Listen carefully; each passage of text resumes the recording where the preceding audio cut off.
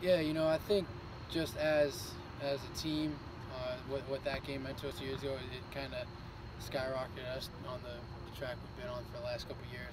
I think that was probably the moment as a program that we really grew up and started realizing that we can compete at the top level of college football.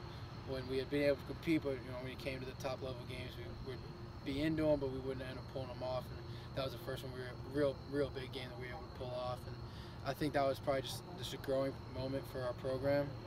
But I mean, like I said, we're two completely different teams at this point. I mean, it's night and day almost from the team that we had back then and they had back then, and then what we got now. So, two different teams showing up this weekend, but same atmosphere as always. And I know coach wants it to be the craziest that's ever happened in college football history and all that kind of stuff. He's been getting all the fans to do stuff how he does on Twitter and all that. So. That's the main thing. It was a growing moment, I think, for our team a couple years ago, but like I said, two completely different teams now. For me, I always try and stay the same, try and prepare the same.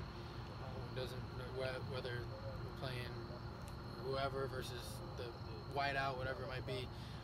That's just kind of how I approach, and I try and keep my approach the same. So I'm always in that same mentality, and keep my routine fairly the same.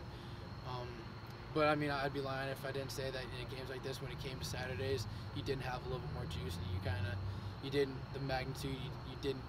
You weren't as aware of it. I mean, you're definitely aware of the magnitude when you step foot into a game like this and things like that. And that's where I think you take that time to realize that and not let it get too big, and just understand where you're at. Take that time, 5-10 seconds, enjoy the moment, realize where you're at, but then you lock in and you're ready to go. And you kind of get back in that routine. So I think understanding that this magnitude is a little bit different with the atmosphere and everything around it, but being able to lock in and just play the game like you always have, I think that's the key.